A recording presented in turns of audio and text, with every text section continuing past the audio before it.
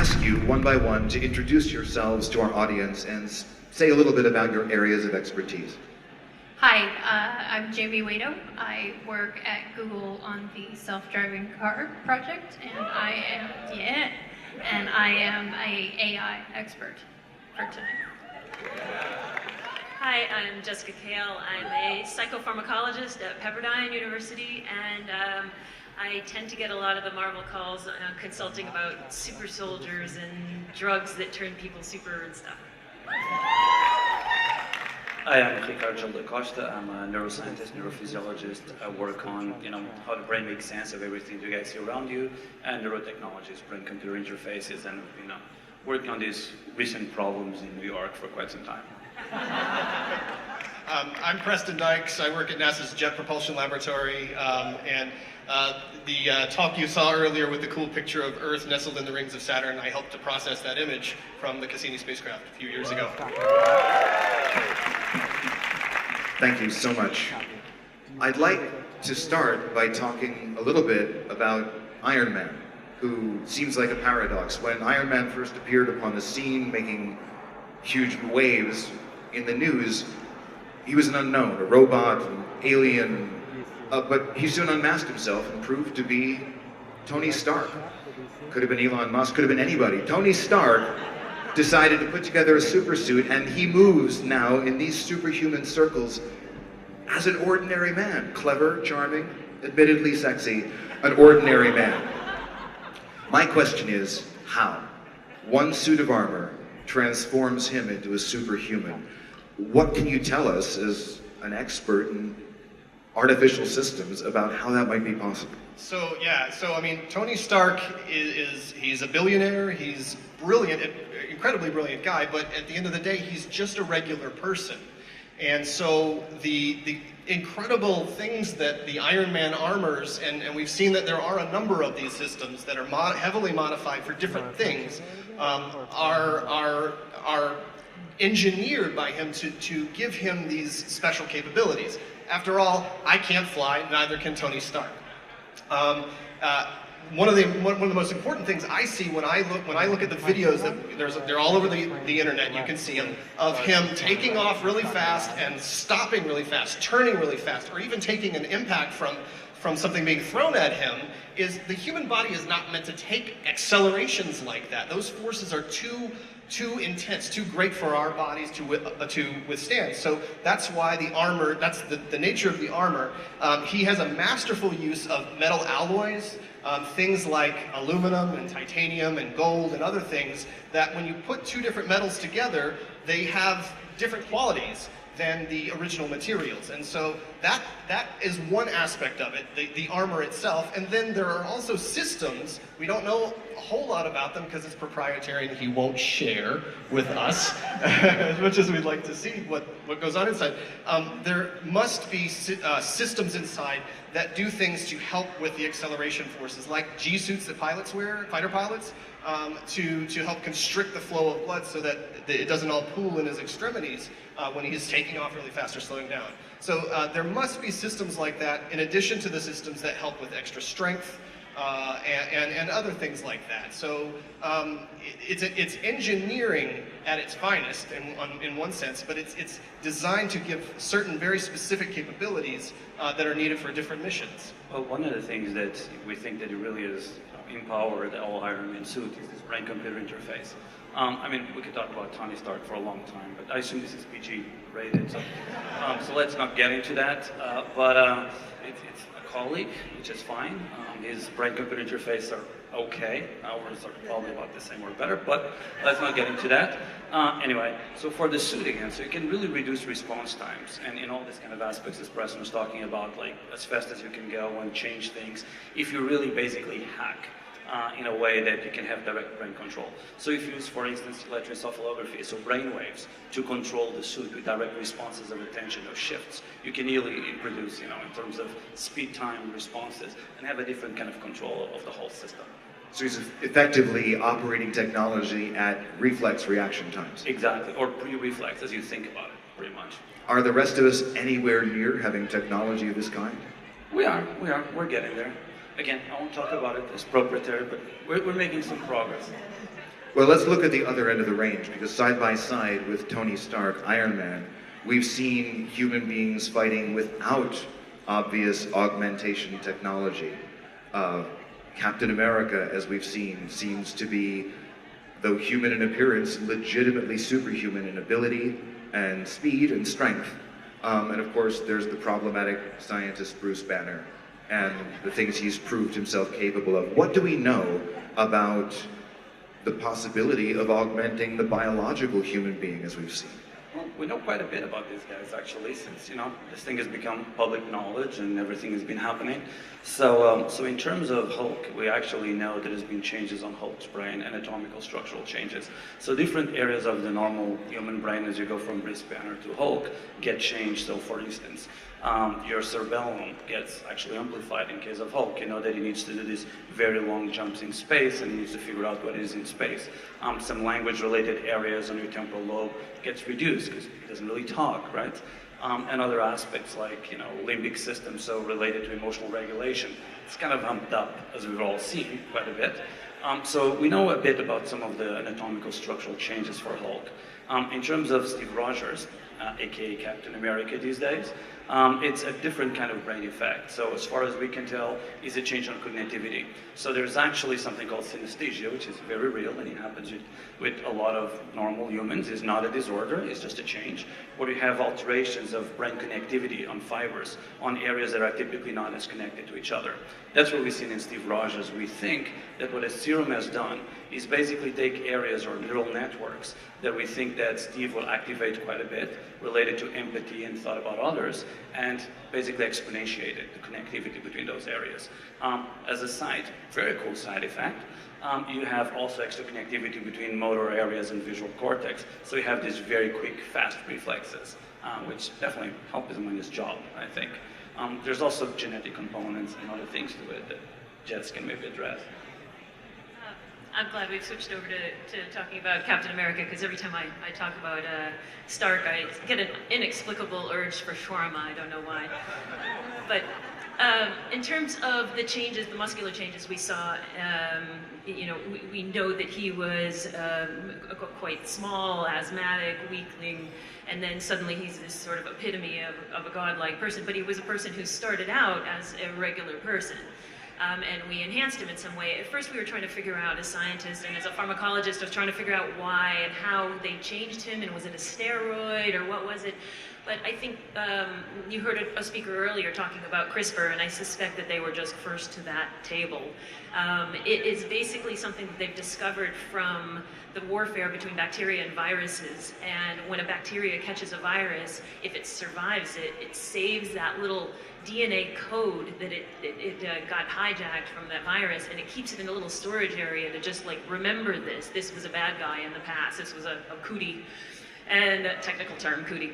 So saves that in the background, and it makes a mirrored puzzle piece to that. RNA and DNA are mirrored pieces to each other, and it saves that. And so basically, anytime it scans down through anything that's going through its DNA, and if it finds that little segment, it knows it's snuck in again, and it can attack it. But that means that we can use that system as basically a GPS for any little segment of DNA. Instead of giving it a virus's DNA, and normally it scans around looking for the virus DNA chunk, we say, hey, find this for me, and it's like Fido. It goes out into the DNA, and it goes and finds that chunk, it goes, oh, found it, and it'll even chop it out for you. If we can go in there and have it find it, that's useful. If we can have it go in there and remove it, that's useful. We can see what happens without it. And even more useful, we could put whatever we wanted in that spot. And so the bodybuilding dogs you saw earlier, that's a natural thing, but basically you can either put something into the body that makes something happen, or you can take something out that's the brakes on what would normally happen. And so what they did in that's a natural dog that has had the brakes on muscle building pulled out. So I suspect that what they did with him is just take off those brakes, and bodybuilding just could go at its full potential. He's still a normal mortal, but he's a mortal that all his biology just went towards reaching the peak of potential. So that classified project literally edited the DNA of a living organism, not cell by cell, but head Yes, to toe. it changed, yeah. It's not just giving a drug and letting that go where it will. It altered the DNA permanently. Extraordinary. Now, relating to Tony Stark, there are also alarming rumors that at times the fighting system in which he's made himself a superhero acts autonomously. There are eyewitness instances of these battle suits fighting on their own, suggesting that they're not just armor to be worn into battle, but perhaps something approaching sentient. Real quick, the difference between what we see on the battlefield with Stark and what we're able to do with the most advanced spacecraft is worlds apart. Because our spacecraft are essentially just really, really smart robots right now, right? And they can call home if they run into a problem, but they're not really smart enough to figure out what to do. Stark's armors clearly have enough intelligence to not only detect a problem, but fix it themselves, which is an incredible advance over what we're able to do in civilian technology. Yeah, but in terms of AI, like, this is really fairly rudimentary, right?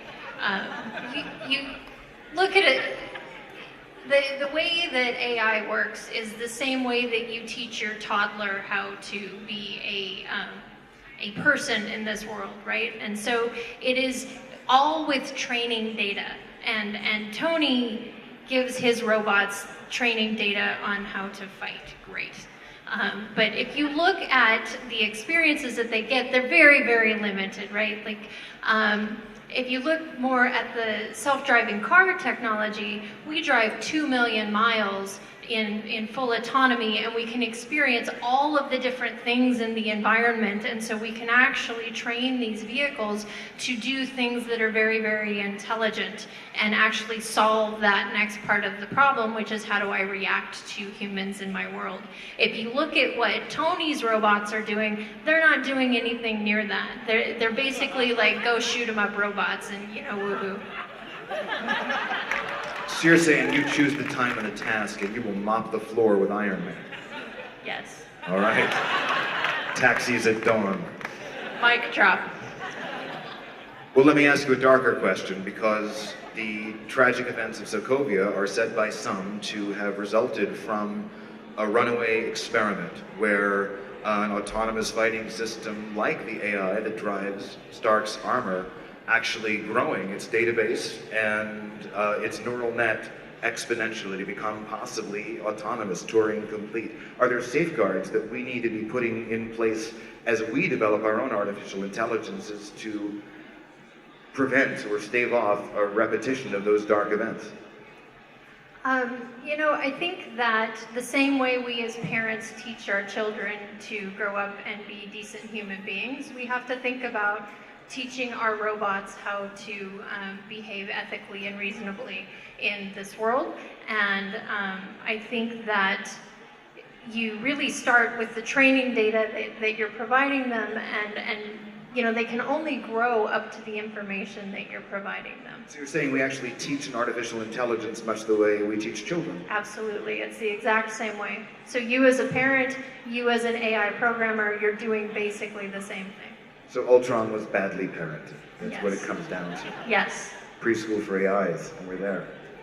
Well, John, just to say something about that, it's definitely a concern that we should start having, not just in terms of artificial intelligence, but all, you know, neural-related technologies, right? So neuroethics, which is basically a new field out of bioethics, you know, is starting to make its way to society, but it's something that should be paid attention to, because, you know, we can talk about artificial intelligence, and I do think that we're still pretty far from having a sentient system. However, you know, there's definitely a lot of things in between that can be awesome, but can also be a concern. In the same way when we talk about superhuman or augmented powers, right? You can think about taking certain pharmacological agents to enhance attention or to enhance some capability. Right now, there's really no regulation for it, but you can imagine society that if we all decide to take that, think about it as steroids for the brain, if you will, or for your cognitive abilities, right? Then you're going to be put in a situation that if that's not regulated, you want to compete, you need to do the same thing. So yes, I think that we need to start thinking about neuroethics in a more serious and pragmatical way. You mean the rest of us need to start thinking about it? It's clearly Yes, not we just something do that the stuff. Avengers are thinking about a whole lot at all. I mean, No, that's we- one of the big problems. We do stuff that guys think about it. That makes me feel better. This is just the bitterness of people who couldn't get a gig at Stark Industries. Those options are Well, their lawsuits are... They're poaching talent from They're us still right now, pre-IPO. actually. Exactly. Let's get really weird. As if Ultron wasn't hard to understand, can we talk Thor for a minute? This is an alien being, a kind of, if reports are true, a verified extraterrestrial walking among us with powers that seem almost godlike to us. Yeah, I mean, unless you've been living under a rock, and if that rock wasn't thrown by something big and green in the last couple of years, you know that we learned we're really not alone. And not only are there this very powerful, as guardians as they're called, Thor and his people, there are the Chitauri aliens that invaded New York City. Who knows how many other races are out there? But one thing that we have to keep in mind as we're encountering, there may be more next week. Something could fall out of the sky right now here in LA. I don't know. Raccoons. I don't know. Now, I wouldn't believe that, but that's, you can believe what you want. When we encounter these other races, they're going to have technologies that are far beyond anything that we can even imagine. Some things, like Thor has this hammer that has all of these incredible powers, or gives him powers. Personally, I don't believe in magic. That's where I stand. Because I believe that fundamentally, underneath it all, there's something that can be explained. There's a way to explain that. Some physical, some part of the real world, you can explain how that hammer does what it does. So it may have a motive force beyond your understanding, but you refuse to accept that it could not be understood. Yeah, I mean, it's got to have some connection to the 4 fundamental forces, or maybe there are 6 fundamental forces and we just haven't discovered them yet. Any sufficiently advanced technology will appear as magic. Absolutely. So we have to keep that in mind and not be, we can have our minds blown by what we're seeing and hopefully not blown away, but we have to keep in mind that these are not magical beings. These are real people, just from other places. Well, let me run to the other end of the spectrum, because it's easy in the presence of superhumans, such as we have now seen moving among us, to feel like ordinary people like us no longer matter, to feel reduced. And so for me, it's cause for real hope that shoulder to shoulder with these superhumans, there appear to be, side by side with them, unaugmented human beings, like Natasha Romanoff, the Black Widow, the Archer Hawkeye. They are performing at what seem like superhuman levels, but they appear to be merely human beings operating at peak abilities. And they are, right? And they are. I mean, look at Hawkeye. It's a great example, right? Hawkeye has this perfect high-end coordination, right? Exact. You have professional baseball players that can perform at that level. You have Olympians that can perform at that level. So that's not superhuman. We should be happy. It's human. It's us. It's just the best of us in certain kind of performance. So for sure. And I do think that, also think about humans as, if you think about Iron Man or Tony Stark, is what we can do physically and that's what we can do intellectually. And how we can transcend ourselves intellectually. So yeah, I agree with Preston in that sense. We don't agree on much, but on that we do. We should not be, afraid or intimidated. We should try to understand and make sure that we can raise to the same level, and we have been. Everything you learn, everything you do shapes your brain. Your neuron pathways change. And so grow the pathways that you want and nurture those ones, and you can become what you want to become. Just change your brain, and you can do it through experience. I was going to say, that's our real superpower, is That's it. our That's ability superpower. to ask questions and interrogate the universe and do the amazing things that we do. And learn and practice and experience and be shaped by our experience. And as we learn, we're actually building new neural pathways in the brain. It's a physical growth and transformation. Is there a measurable higher density of people who have learned greater skills of neural connections in the brain? There's definitely people who show different aspects of those connections. We mentioned synesthesia earlier on. We do know that connectivity increases and weights between that connectivity increases through time. So yeah, there's a relationship. It's not an A to B exact, but you can definitely look at the patterns and the neural patterns and look for it. Are there people who might be gifted in the same way that Lance Armstrong has higher lung capacity than most human beings, with greater neuroplasticity, with a greater ability to learn? Yeah, I mean, as Jesse was saying, your brain is changing throughout time, all the time. So you're going to take advantage of that. There's some aspect of genetics and nature, and then there's nurture, and going through it all the time is changing. And we'll know so, when yes. they appear. I mean, we'll know about them come on, when they show right? up. They will rise among us. thank you so much for joining us tonight to help Thank us you. wrap our heads around these Thanks, guys. momentous events. And things may get stranger still, so please bear with us.